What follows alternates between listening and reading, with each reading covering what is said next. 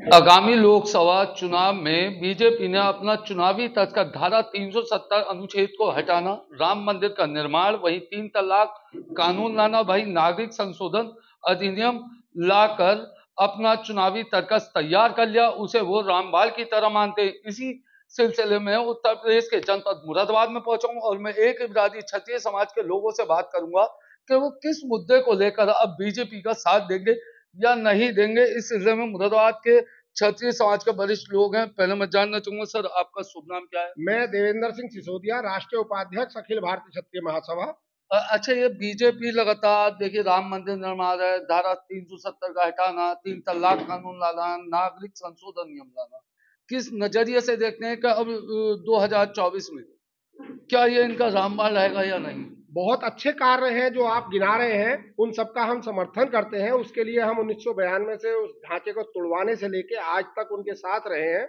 हमारे समाज का जितना समर्थन भाजपा को रहा है, इतना किसी अन्य समाज का परसेंटेज में नहीं रहा। आप देखते भी होंगे, मीडिया के लोग हैं। तमाम लगातार दावे और वादे हैं कि अब जो है देश में 195 सीटों पर बीजेपी ने टिकट दे दिए, उसमें 60 टिकट सिर्फ क्षत्रियों को दिए। किस नजरिए से आंकते हैं आप उसे?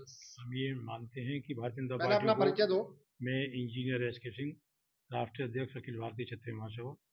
और मेरा ये मानना है कि जितना हमको पहले टिकट मिलते थे, उस हिसाब से इस बार टिकट कम दिए जा रहे हैं, क्योंकि भारतीय जनता पार्टी ये मान रही है कि उन्होंने राम मंदिर कहीं ना कहीं आपका कहना है कम दिए जाना है, इसका असर चुनाव में दिखेगा। बिल्कुल निश्चित दिखाई देगा। हम लोग उसके लिए तैयार हो गए। कहीं ना कहीं क्षत्रिय समाज रणनीति के इन कम टिकटों के आकलन से नाराज है। बिल्कुल, अगर हमको टिकट नाराज है, बिल्कुल सही बात है आपकी। अब मैं कहूंगा, सर क्या नापते हैं? धारा 370 हट गई, राम मंदिर निर्माण हो गया, नागरिक संशोधन बिल भी आने वाला है और 3 तलाक अधिनियम, नारी महाशक्ति, तो इसे रामबाण मान रही है बीजेपी सरकार। किस नजरिए से देख रहे हैं आप इसे? कब तक इस देश के राजनेता या मीडिया बंधु पिछले 70 साल, 20 साल, 40 साल की बातों को लेके आज की बात करेंगे? मैं 370 पे बात नहीं करना चाहता, मैं राम मंदिर पे बात नहीं अनुच्छेद धारा 370 सर, बात अभी टाइम नहीं है करने का। क्या हम उस पॉइंट को लेकर कहीं ना कहीं तो मुद्दा है, मुद्दा है कश्मीर मुद्दा। सर, राजनीतिक पार्टी के लिए मुद्दा है वो, राजनीतिक पार्टी के लिए मुद्दा हो सकता है वो। हम कब तक 70 साल पुरानी बातों को लेकर वोट करेंगे? हम कब तक 50 मुद्दा था सुलझा दिया? और कौन कहता 370 धारा हट गई, कोई कहता नहीं हटी। हम उस पॉइंट में नहीं जाना चाहते। हमारा सिर्फ मकसद ये है कि क्षत्रिय समाज को पॉइंटों की बात नहीं, ये बीजेपी सरकार के जो ऐतिहासिक फैसले हैं उस पर बात कर रहा हूँ सर। मैं उस ऐतिहासिक फैसलों को लेके अपने क्षत्रिय समाज को नहीं बोलूंगा कि आप वोट दीजिए, आप समर्थन दीजिए।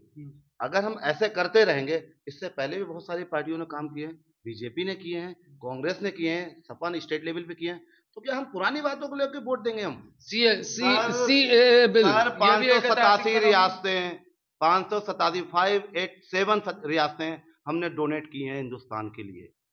हमने 18,400, वो एक इतिहास है, वो इतिहास है, वो किताबों में भी बच्चे पढ़ते हैं। फिलहाल लोकसभा चुनाव की बात है। लोकसभा चुनाव की बात यह है कि जिस सीटों पे क्षत्रिय समाज लीड कर रहा है, उस सीटों पे आपको क्षत्रिय समाज के कैंडिडेट्स उतारने पड़ेंगे। कितना मानते हैं कि कहां तक क्षत्रिय समाज के लोगों को उनके हित के लिए सीट? 50 सीट नहीं, ये रेशो उनको डिसाइड करना है। हम लोग इसमें हमारा कोई गणित नहीं है। आंवला की सीट 4 लाख वोट है, वहां पे आप ऐसे व्यक्ति को टिकट दे रहे हैं बैक टू बैक जिसकी परसेंटेज उसमें कम है। अच्छा, आप मुरादाबाद में 4 लाख वोट है, अब सुनने मारा कि आप किसी और दे रहे हो, बाहरी कैंडिडेट भी हम अलाउ नहीं करने वाले। हमें क्षत्रिय समाज का, मैं ये नहीं कह रहा हूँ। कुंवर सर्वेश यहाँ से लड़ते रहे हैं और पिछली बार हारे भी हैं, अब सभा के सांसद क्या कि सर्वेश जी को मिलना चाहिए? पार्टी का निर्णय सर। नहीं, मैं क्षत्रिय समाज से बात कर रहा हूँ। आप सर्वेश जी को दे दीजिए, विजय सिंह चौहान जी रिप्रेजेंट कर रहे हैं, उनको दे दीजिए, सैफाली सिंह को दे दीजिए।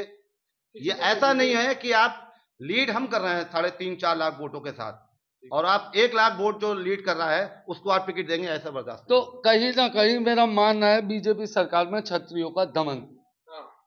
ये सर, ये सारे राजनीतिक दलों ने दमन किया है, सारे। चलिए मैं अगले बात हूँ, इस ऐतिहासिक फैसले को 370 काटना, महिला सशक्ति को नियम लाना, सीए किस नजरिए से देखता है? ये तो हिंदू के लिए अच्छी बात है, सब अच्छा है, गवर्नमेंट अच्छा कर रही है, लेकिन क्षत्रिय समाज की जहाँ टिकटों को लेकर अनदेखा किया जा रहा है, उनको टिकट कम दिए जा रहे हैं, उसके लिए हमने आज ही मीटिंग बुलाई थी। अभी तो 1 से 95 सीटों पर फैसला हुआ, बस बाकी 60 टिकट दिए गए हैं, तो 60 टिकट के लाए गए क्या क्षत्रिय आज भी? कहाँ थे पहले, हम कहाँ पे आ गए हो?